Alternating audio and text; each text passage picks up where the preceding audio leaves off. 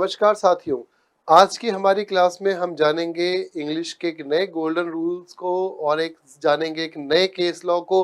तो आज की क्लास में हम डिस्कशन करेंगे अभिषेक versus state of Madhya Pradesh के केस को और जानेंगे कि क्या उसमें ऑनरेबल सुप्रीम कोर्ट का जजमेंट रहा। लेकिन उससे पहले हम देखेंगे हमारे इंग्लिश की क्लास में क्या है गोल्डन रूल्स। आइए चलते हैं दोस्तों। आज हम पढ़ेंगे एडजेक्टिव को। एडजेक्टिव में देखिए एक वर्ब होती है बी। बी का मतलब होता है होना या रहना। बी की कौन कौन सी वर्ब होती है? एक वर्ब होती है इज, एक होती है आर, एक होती है एम। दोस्तों यहाँ पर ये समझना होगा हमें कि सिंगुलर में हम किसका यूज करते हैं? इज का यूज करते हैं। जब भी सिंगुलर की बात की जाएगी सिंगुलर में इसका यूज होगा। जब भी हम प्लूरल की बात करेंगे प्लूरल में आर का यूज होगा। आई के साथ हम किसका यूज करते हैं? एम का यूज करते हैं। ये सारी वर्ब जो होती है ये वर्ब कौन सी वर्ब कहलाती है? इन्हें अपन बोलते हैं प्रेजेंट फॉर्म बोलते हैं। ये जो वर्ब्स होती है तीनों की तीनों ये कौन सी वर्ब होती है? प्रेजेंट वर्ब होती है। वाज का यूज हम करते हैं सिंगुलर के केस में। वाज का यूज हम करते हैं सिंगुलर के केस में और प्लूरल के केस में हम किसका यूज करेंगे? वर का यूज करेंगे। प्लूरल केस में हम किसका यूज करेंगे? वर का यूज करेंगे। तो दोस्तों यहाँ पर हम डिस्कशन करने जा रहे हैं पास्ट यानी कि वर्ब की सेकंड फॉर्म की हम बात कर रहे हैं। यहाँ पर हम बात करते हैं वर्ब की फर्स्ट फॉर्म की बात करते हैं। इसके बाद में देखिए बीइंग वर्ब होती है जो कि बी की वर्ब होती है और होती बीन होती है जो कि वर्ब की थर्ड फॉर्म होती है। यहाँ पर बीइंग जो है वो यहाँ पर जरंड या पार्टिसिपल के रूप में है। अब देखिए यहाँ पर एक नया नियम है रूल ऑफ बीए। आखिर बीए का क्या नियम है? ये बा नहीं है बल्कि ये बीए है। बीए का नियम क्या है? दोस्तों बी से है बी और ए से है एडजेक्टिव। बी से है बी और ए से है एडजेक्टिव। तो एडजेक्टिव का मतलब क्या होता है? एडजेक्टिव का मतलब होता है विशेषण जो कि शब्द किसी भी व्यक्ति, किसी भी वस्तु, किसी की भी विशेषता बताते हैं, उसकी स्पेशलिटी को बताते हैं, उसको हम क्या कहते हैं? एडजेक्टिव कहते हैं। तो दोस्तों एडजेक्टिव यानी कि विशेषण का मतलब होता है to telling the speciality of anything, कि वो शब्द जो किसी की भी विशेषता बताएं उसको हम बोलते हैं एडजेक्टिव बोलते हैं। जैसे अगर किसी भी सेंटेंस में अगर हाउ का आंसर आ रहा है, अगर किसी भी सेंटेंस में हाउ का आंसर आ रहा है तो वो यहाँ पे क्या हो जाएगा? उसे हम बोलेंगे एडजेक्टिव बोलेंगे। अब देखिए शी इज मैरिड। इज यहाँ पर क्या है? बी की फॉर्म है, आप देख सकते हैं बी की फॉर्म है। मैरिड वो कैसी है? वो मैरिड है। तो हाउ आंसर दे रहा है किसका? मैरिड का आंसर दे रहा है। तो यहाँ पर मैरिड होना वो उसका एडजेक्टिव कहलाएगा। तो कौन सा नियम काम करेगा? बीए का नियम काम करेगा। तो बी का मतलब हो गया is am are, was were, B E I N G या बीन वर्ब है उसका यूज हम करेंगे। और एडजेक्टिव मतलब हाउ का आंसर हो रहा है तो यहाँ पर हम लिखेंगे कि शी इज मैरिड। वो क्या है? मैरिड है। तो इज एम आर के साथ में हम किसका यूज करेंगे? मैरिड। जय वाज कंफ्यूज। जय क्या था? कंफ्यूज्ड था। तो वाज के साथ में किसका यूज हो रहा है? V3 का यूज हो रहा है जो कि एडजेक्टिव है। The movie was boring. Movie क्या थी? मूवी जो थी वो बोरिंग थी। तो दोस्तों यहाँ पर सेंटेंस में आपसे बोला जा रहा है कि मूवी क्या थी? मूवी जो थी वो बोरिंग थी। Movie was boring. तो दोस्तों यहाँ पर क्या है कि वाज के साथ में जो शब्द है that is called the adjective. His question is interesting. उसका प्रश्न क्या है? इंटरेस्टिंग है। तो इंटरेस्टिंग यहाँ पे एडजेक्टिव है और इज यहाँ पे बी है। तो देखो रूल कौन सा काम कर रहा है? ये तो बी हो गया और ये क्या हो गया? ए हो गया। तो बीए का नियम काम कर रहा है। तो बीए का रूल एक सामान्य रूल है। He is माइजर। वो कंजूस है। तो इज के साथ में हमने किसका यूज किया? एडजेक्टिव का यूज किया। तो इसे हम बोलेंगे यहाँ पे बीए का रूल कहते हैं। दोस्तों उसके बाद हम पढ़ेंगे बैन। आइए क्या क्या चीजें हैं जो कि बैन है। दोस्तों बी जो है, बी यहाँ पर क्या है समझिएगा कि हमने जब सेंटेंस में देखा तो बी यहाँ पर क्या है? बी जो है बी से बी वर्ब है, ए से एडजेक्टिव हो गया, एन से हमने क्या देखा? नाउन को देखा। अब देखिए यहाँ पर हमने हमारा सेंटेंस है he is a dilated fan, वो एक प्रसन्नचित्त फैन है। तो देखो यहाँ पर क्या है, इज जो है वो बी की फॉर्म है, तो ये क्या है, बी की फॉर्म है। ए यहाँ पे डिटर्मिनर है, डिलाइटेड यहाँ पर क्या है, एडजेक्टिव है, फैन यहाँ पे क्या है, नाउन है। तो बताओ बैन हो गया, बैन का नियम हुआ। अगला है she was an honest person, वो एक ईमानदार व्यक्ति है।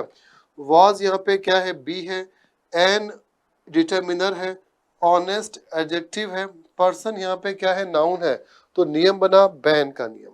Mister Bean is a fair weather friend, दोस्तों फेयर वेदर फ्रेंड का मतलब होता है बहुत ही अच्छा मित्र, मुसीबत के समय काम आने वाला व्यक्ति।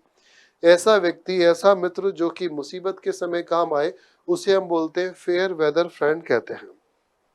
अब यहाँ पर देखिए इज का यूज हो रहा है, इज यहाँ पर क्या है, बी है, ए यहाँ पे क्या है, आर्टिकल आ गया, और उसके बाद में लिखा है फेयर वेदर, एडजेक्टिव है, और फ्रेंड यहाँ पे क्या है, नाउन है। तो ये नियम आपका बना है बैन का नियम। नेक्स्ट है he has always been a tiresome job, वो उसके पास में हमेशा एक टायरसम जॉब यानी कि एक थका देने वाला काम रहता है। दोस्तों हैज का यूज किया गया है, हैज के बाद में बीन आ गया, तो बीन का मतलब है कि यहाँ पर बैन में बी का यूज हो रहा है। ए आपका आर्टिकल है, टायरसम एडजेक्टिव है, जॉब यहाँ पे क्या हो गया, जॉब यहाँ पे नाउन है। तो इसे हम बोलते हैं बैन का रूल कहते हैं। आइए एमबीए करते हैं और देखें कि एमबीए क्या है। तो आइए आज हम सभी एमबीए करते हैं और जानेंगे कि एमबीए का नियम क्या होता है। तो दोस्तों एमबीए का नया नियम देखो क्या है, एमबीए की वास्तव में फॉर्म क्या होती है। एम का तो मतलब होता है मॉडल। अब मॉडल क्या क्या है आपने समझे थे पिछली क्लास में, कैन का यूज करना, विल का यूज करना, शैल का यूज करना, मे का यूज करना, ये सभी जो है वो क्या है, मॉडल्स हैं, देखे थे हम लोगों ने।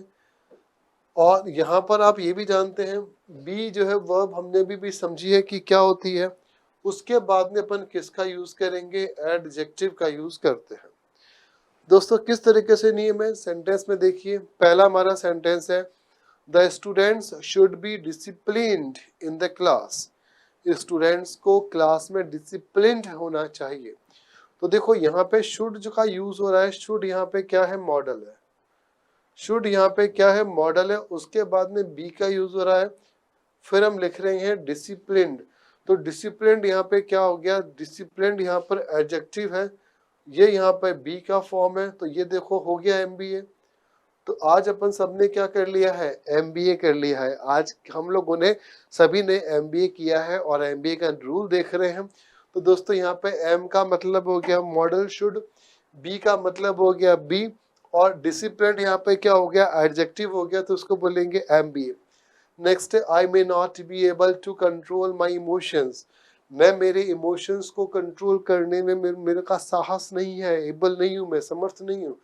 तो दोस्तों यहाँ पर देखिए मे का यूज हो रहा है, मॉडल का यूज हो रहा है, बी का यूज हो रहा है, एबल, एबल यहाँ पे क्या है, एडजेक्टिव है। The parcel can be delayed today, parcel आज देरी से आ सकता है। तो देखिए कैन मॉडल है, बी का यूज हो रहा है, डिलेड एडजेक्टिव का यूज हो गया। She must be polite towards other, वो जो है अन्य लोगों के लिए क्या हो सकती है, पोलाइट हो सकती है। तो दोस्तों यहाँ पर जब इस तरीके का सेंटेंस है तो मस्ट यहाँ पे देखिए मॉडल हो गया, बी का यूज किया, और पोलाइट यहाँ पे क्या है, एडजेक्टिव है। The teacher may be annoyed with you, teacher आपसे नाराज हो सकती है। तो मे यहाँ पर क्या है, मॉडल है, बी का यूज किया गया है, अनॉयड यहाँ पे क्या है, एडजेक्टिव है। इस तरीके से हम यूज करते हैं। अब यहाँ पर हम देखते हैं दोस्तों आज का हमारा केस है अभिषेक versus state of Madhya Pradesh का केस है। आज जानते हैं कि क्या है इस केस में। तो देखिए यहाँ पर है कि Shri Dharmendra Nayak learned counsel of for the applicant, एक लर्नड काउंसिल है एप्लीकेंट के। श्री राजेंद्र सिंह यादव पब्लिक प्रोसिक्यूटर है फॉर द रिस्पोंडेंट की तरफ से स्टेट में। The case is being decided on the basis of charge sheet filed by the applicant, case जो था वो डिसाइड किया गया, जो एप्लीकेंट था उस एप्लीकेंट ने जो चार्जशीट फाइल की थी उस चार्जशीट के आधार पर जो है केस को डिसाइड किया गया। Learn counsel for the rival parties are heard, यानी कि जो राइवल पार्टीज की जो काउंसिल्स हैं उनको सुना गया। The applicant has filed this second bail application, तो यहाँ पर देखिए जो एप्लीकेंट है उसने जो है अपनी सेकंड बेल एप्लीकेशन को फाइल किया था for grant of bail, bail को ग्रांट करने के लिए। The applicant has been arrested by police station Pohri district Shivpuri in connection with crime number this registered in relation of the offences punishable under section this and 506B of IPC। देखिए applicant जो कि police station Pauri district Shivpuri में arrest हो गए थे इस अपराध के संदर्भ में, और उन्होंने आईपीसी की इन धाराओं के अंतर्गत जो है ऑफेंस किए थे। Learn public prosecutor for the state, यानी कि राज्य के जो पीपी विद्वान पब्लिक प्रोसिक्यूटर हैं उन्होंने अपोज किया, विरोध किया था एप्लीकेशन का, अनप्रे प्रार्थना की थी फॉर इट्स रिजेक्शन, उसके रिजेक्शन के लिए, बाय कॉन्टेंडिंग दैट, ये कहते हुए on the basis of allegations, allegations के आधारों को बताते हुए, and the material available on record, और ऑन रिकॉर्ड जो मटेरियल अवेलेबल थे उन आधार पे, no case for grant of bail is made out, कि बेल का तो कोई आधार ही नहीं बनता है। Repeat bail application has been filed after rejection of earlier one, यानी कि जब पहली जो बेल थी जब उसका रिजेक्शन हो गया था तो उसके रिजेक्शन के बाद में दूसरी यानी कि रिपीट बेल जो एप्लीकेशन जो थी वो फाइल की गई थी with liberty to come again after conclusion of investigation by order dated this passed in this number, यानी कि इन्वेस्टिगेशन के आधारों को देखते हुए और उसकी पूरी तरीके से लिबर्टी को डिसमिस करते हुए जो है इन्वेस्टिगेशन के कंक्लूजन को समझा गया था। The applicant is in custody since 17 March 2016, applicant जो थे वो कस्टडी में थे 17 मार्च 2016 से। एलिगेशन ऑफ हाउस ट्रेसपास, उन पे जो एलिगेशन था, आरोप था हाउस ट्रेसपास का था। Inflicting minor injury, minor injury को बताते हुए, ट्रिंग अब्यूजिव वर्ड्स, अपशब्दों को कहते हुए, robbery is allied against the applicant, और वो एप्लीकेंट जो था प्रार्थी के अगेंस्ट रॉबरी करते हुए, camera has been recovered from the applicant, applicant प्रार्थी जो था उसके पास से कैमरा जो था रिकवर्ड किया गया। Arrest memo does not disclose the presence of criminal antecedents and that the early conclusion of the trial is a bleak possibility and prolonged pre-trial detention is anathema to the concept of liberty, and the material placed on record does not this disclose possibility of the applicant fleeing from justice. In view of the above, this court is inclined to extend the benefit of bail to the applicant, यानी कि इन तथ्यों को देखते हुए जो court है उसने क्या किया, जो एप्लीकेंट है उसके बेल के बेनिफिट्स को एक्सटेंड किया accordingly without expressing any opinion on merits of the case, case के जो मेरिट्स थे उनमें किसी भी ओपिनियन को एक्सप्रेस किए बिना दिस एप्लीकेशन इज अलाउड, इस एप्लीकेशन को अलाउ कर दिया गया। एंड इट इज डायरेक्टेड, और ये निर्देश दिए गए, that the applicant be released on bail on furnishing a personal bond, कि एप्लीकेंट को बेल जो है वो उससे रिलीज कर दिया जाए, बेल देकर रिलीज कर दिया जाए, पर्सनल बॉन्ड को भरवा के पूरा करा के, in the sum of 50,000 rupees and with two solvent sureties in the like amount to satisfaction of the concerned trial court, जैसा ट्रायल कोर्ट संबंधित समझता है उसको संतुष्ट करते हुए दो व्यक्तियों की श्योरिटीज भराकर 50,000 रुपए देकर बेल जो है वो ग्रांट कर दी गई।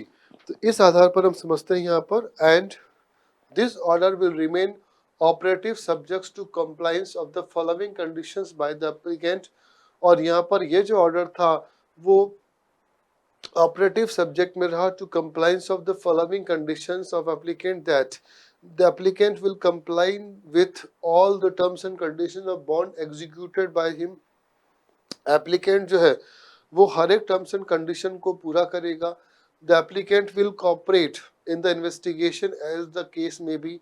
Applicant जो होगा वो इन्वेस्टिगेशन को में कॉपरेट करेगा. Applicant will not indulge himself in extending inducement, threat or promise to the any person acquainted with the fact of the case so as to dissuade him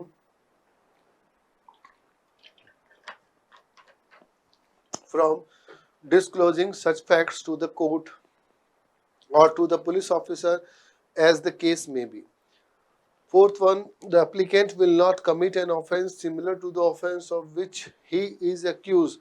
applicant जिस आरोप में आरोपी है उस प्रकार का कोई भी अपराध उससे संबंधित अपराध दोबारा कमिट नहीं करेगा.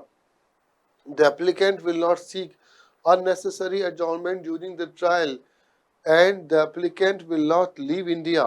भारत छोड़ के नहीं जाएगा without previous permission of the trial court investigation officer. IO या फिर ट्रायल कोर्ट की परमिशन के बिना. As the case may be, किसी भी सूरत हाल में किसी भी तरीके से a copy of this order be sent to the court concerned for compliance as per rules shield लागू जजेस. एक तो यहाँ पर दोस्तों इस तरीके से हम देखते हैं कि ये था हमारा आज का एक लैंडमार्क जजमेंट और बहुत इंपॉर्टेंट जजमेंट है और एग्जाम में आने लायक भी है. तो दोस्तों इस तरीके से हम देखते हैं आप लोगों के लिए हम रेगुलर बेसिस पे इंग्लिश और एक लैंडमार्क जजमेंट की क्लासेस लेके आ रहे हैं. Regular classes, regular batches online offline हमारी स्टार्ट है जहाँ पर हम छोटे से छोटे कॉन्सेप्ट को पढ़ाते हैं. टेस्ट सीरीज, मॉक टेस्ट वगैरह हमारे प्रोवाइड होते हैं. तो regular classes, online recorded lectures, online test series, offline classes सभी अवेलेबल हैं. ज्वाइन करें और अपनी सफलता सुनिश्चित करें. फिर मिलेंगे. नमस्कार साथियों, धन्यवाद.